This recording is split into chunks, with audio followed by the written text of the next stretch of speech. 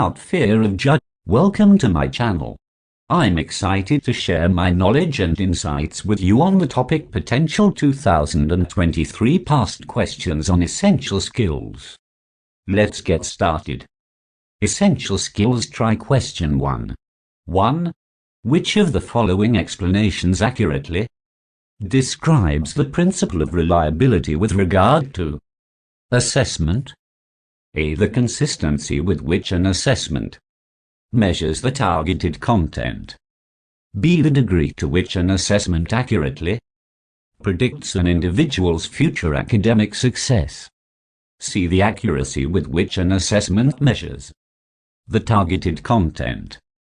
D. The relationship between an individual's scores on two different kinds of assessments. Answer. A. The consistency with which an assessment measures the targeted content accurately describes the principle of reliability with regard to assessment. Reliability refers to the consistency and stability of the results obtained from an assessment, and the extent to which those results are free from measurement error. In other words, a reliable assessment should produce consistent results when administered to the same group of people under the same conditions. 2. A high school physics teacher wants to assess students' perceptions and attitudes about physics learning. Which of the following assessments would provide the teacher with the most useful information in this area? A. Individual behavior checklist. B. Academic aptitude test. C. Anonymous self-report inventory. D. Task-specific rubric. Answer. The most useful assessment for assessing students' perceptions and attitudes about physics learning would be a C. Anonymous self-report inventory. This type of assessment allows students to share their opinions and feelings about their experiences in physics class without fear of judgment or consequences, as their responses are kept confidential. This can provide the teacher with valuable insights into how the students view physics learning, what motivates or discourages them, and what areas they may need additional support in.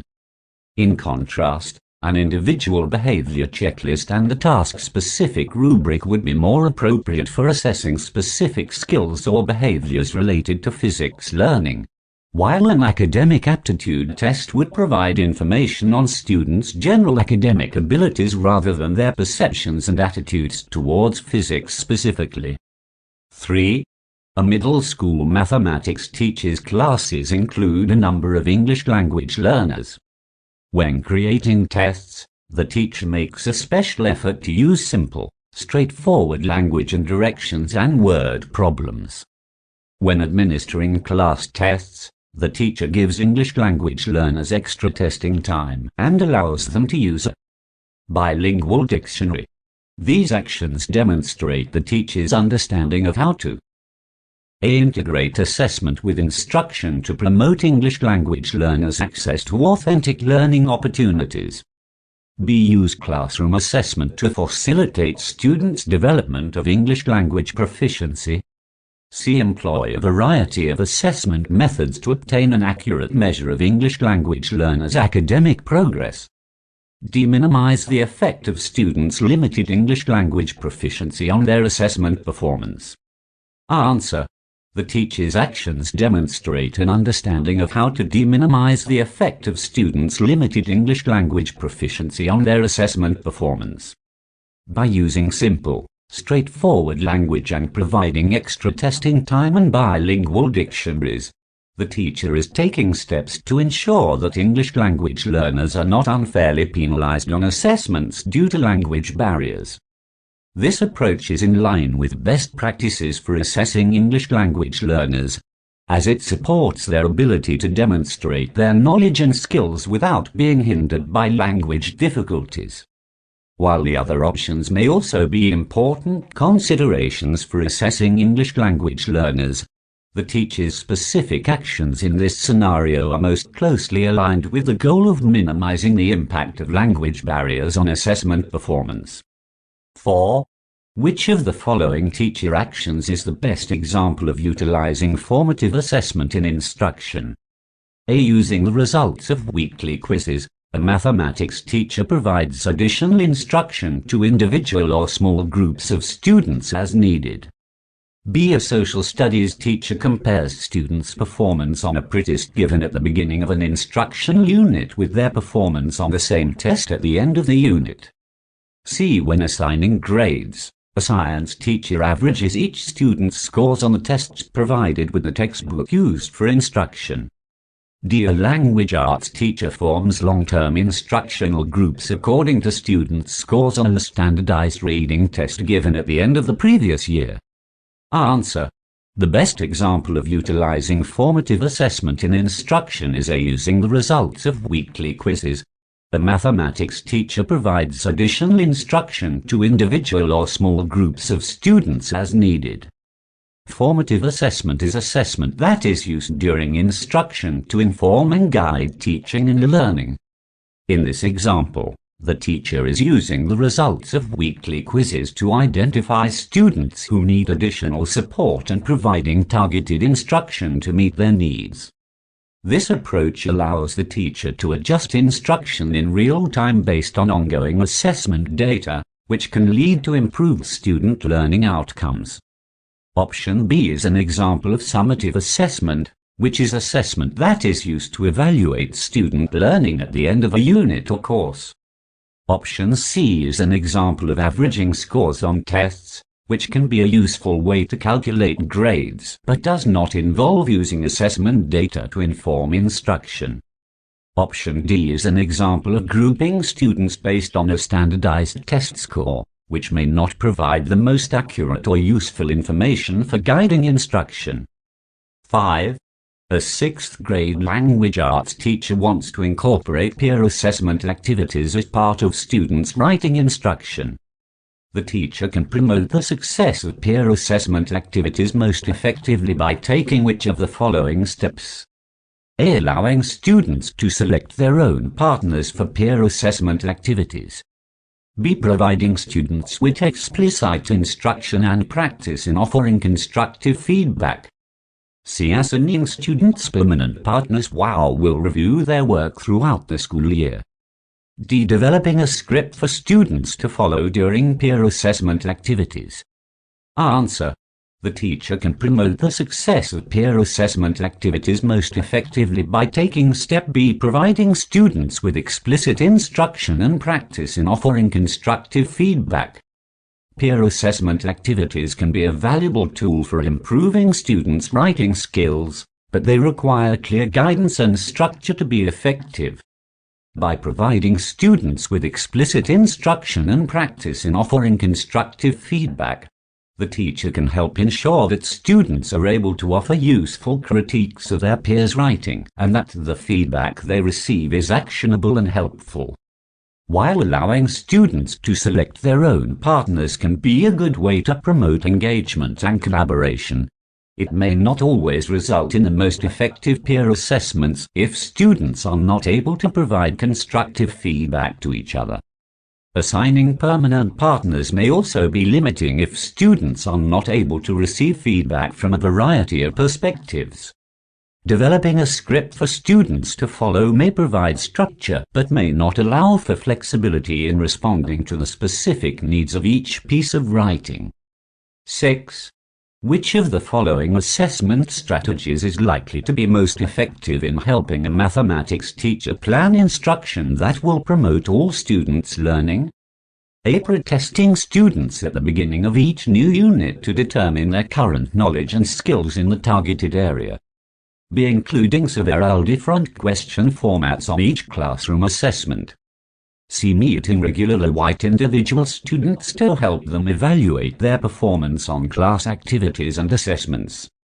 D. Applying a weighting system in calculating final grades. Answer. The assessment strategy that is most likely to be effective in helping a mathematics teacher plan instruction that will promote all students' learning is A. Pre-testing students at the beginning of each new unit to determine their current knowledge and skills in the targeted area. By pre-testing students, the teacher can identify areas of strength and weakness for each student and adjust instruction accordingly. This approach is aligned with the principles of formative assessment, which involves using assessment data to inform and guide instruction. Option B, including several different question formats on each assessment, may provide some variety in the types of questions asked, but it may not necessarily identify specific areas of strength or weakness for each student. Option C, meeting regularly with individual students to help them evaluate their performance, may provide useful feedback for individual students but may not be practical or efficient for a large class.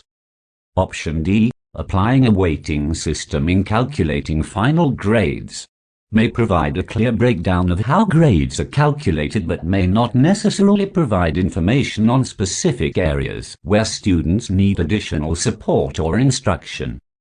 7. Screening assessments are most appropriately used for which of the following purposes? A. Organizing students into groups for classroom instruction.